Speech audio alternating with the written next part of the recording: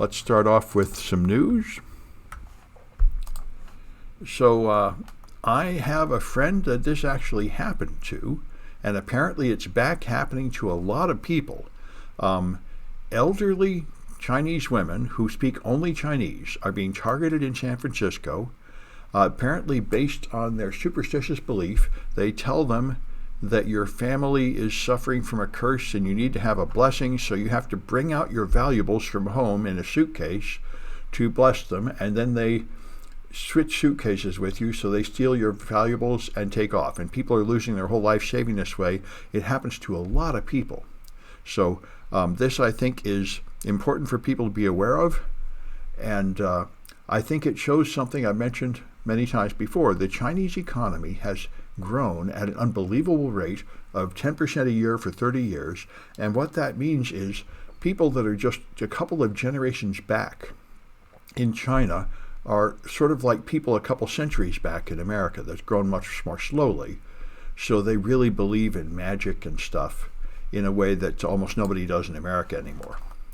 So it's a thing to be aware of if you have any relatives like that.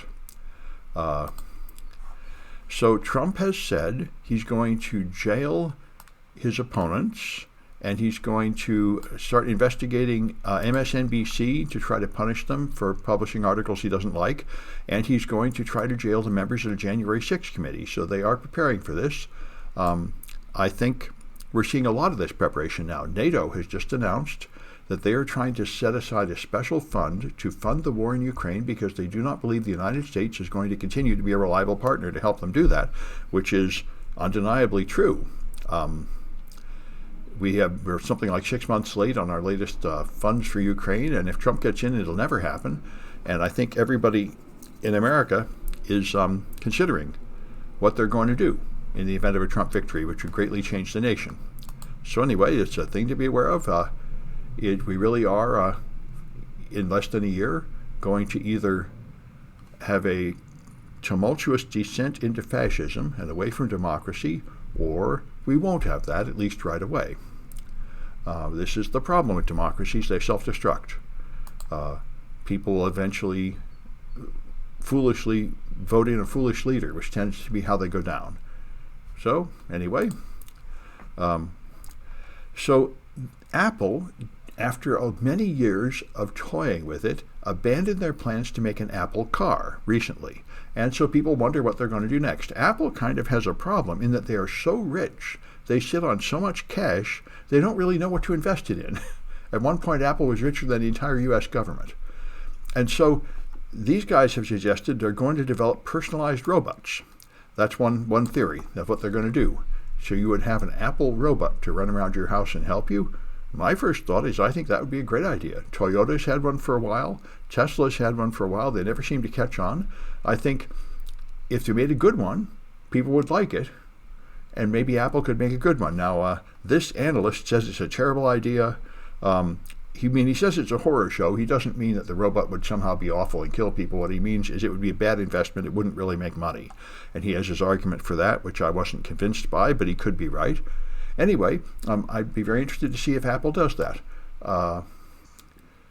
I wonder if it could be a big enough business. The thing that struck me about it is that Apple is primarily a hardware company. That's why they have such ferocious licenses. I'm often explaining to my mobile device hacking class why we can't practice hacking iPhones, because there's no free emulator that's legal to use for iPhones, because Apple is very, very strict with their software license that you can only run Apple software on Apple hardware, because the way they make their money is by selling the hardware.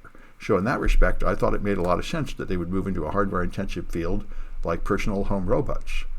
I think that's, to me, that makes sense. It would be just, a body to put on your iPhone.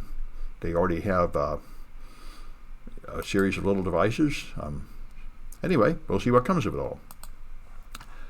So, this was very strange to me. In the UK, you hear of a lot of scams on the internet, but apparently in the UK, a member of the Conservative Party met a man on a dating app and started flirting with him, and then sent him compromising pictures, and that man then demanded extorting him to get the personal phone numbers of other members of government, and he gave it to them. So what's not clear is exactly what the point of this is. I mean, you would think perhaps you would then try to extort these people for money or to control their politics or something, but it's very unclear what this was all about. So there may be more of this coming out. Also, I think in Britain it's a whole lot less of a scandal if men are gay than it is in America. It used to be a really big deal. Anyway, there may be more of this coming out, but some sort of online sex scandal with the Conservative Party in Britain is underway. So this is a dark matter detecting device. And the amazing thing about it is so small. You can see it's so small it'll fit on a table. Dark matter is what makes up most of the universe. It is a matter about which we know almost nothing except it has gravity, and it holds together the galaxies. There are many attempts to try to detect it, and what these guys have done is create an environment where supposedly some of that dark matter might interact with some normal matter and create observable particles, especially when placed in a strong magnetic field. And they've tested it and shown that it operates correctly without the magnetic field, although it did not yet detect any dark matter, and so they're going to try to detect dark matter with it. This is a big step forward in fundamental physics. If they can make, there are many theories about what the dark matter might be, and so far no experiments to distinguish between the various theories. So Meta has supposedly been removing all AI videos from their platform, but now they're going to allow harmless content and begin labeling more made with AI. So we'll see what they can do here. This doesn't sound like they've actually got their act together to actually accomplish much of anything yet, but this is where we're all headed. Everyone is very, very concerned about AI-generated content on the internet and what you're going to do about it. And one thing that would be nice is if you could detect it and then mark it so people know it's made by AI.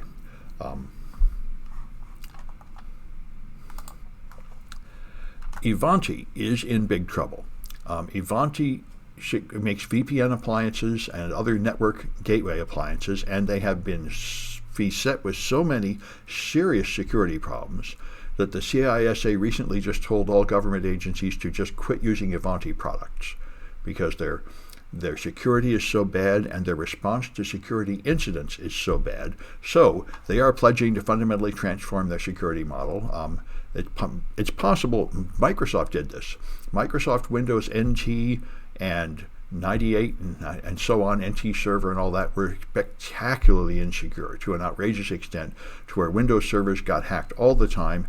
And in 2002, Bill Gates issued the Trustworthy Computing Memo, and he did fundamentally transform Microsoft's whole attitude towards security, and they really became much better. To our Windows servers are now quite reasonably secure as Linux servers if they're set up correctly, and that was emphatically not true before in the 90s.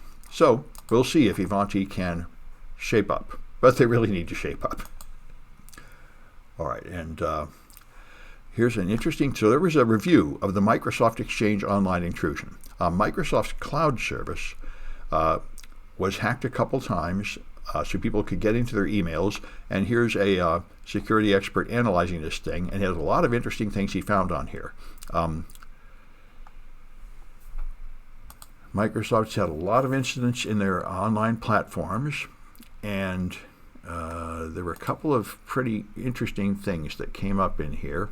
And of course, one thing that is important is almost everybody is putting their stuff in either Azure or Amazon Web Services or both. So whatever goes wrong on those services affects a huge amount of people. They have a really large responsibility. Like I said, they have over 1 billion customers.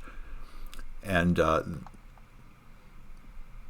they have huge problem handling identity, credentials, and identity access management. That's the fundamental problem. These online cloud services are fairly easy to perform spoofing attacks where one user impersonates another, and that's what happens here. And that's what happened to Microsoft. A Chinese advanced persistent threat, which, by the way, is related to the one that was the original advanced persistent threat that hacked Google in the Aurora attack in 2010, and also another famous hack after that, got a fundamental signing key at Microsoft that enabled them to print valid keys to get elsewhere. And the problem is Microsoft doesn't explain how this happened. They apparently don't even know how it happened. And they published false statements about how it happened and left them up there even though they knew they were false for at least 6 months, claiming they got it from a crash dump. And there's a lot of flaws. 525 tokens were formed from this original key, but the key should have been obsolete. The key was years old and should have been abandoned. It was a 2016 key, so it shouldn't even have been valid anymore, and they really have no idea how it was stolen. So I'm not sure you can have much confidence they aren't going to have more attacks of this type. So anyway, it's interesting to see, and that's all I'm going to say about the news today.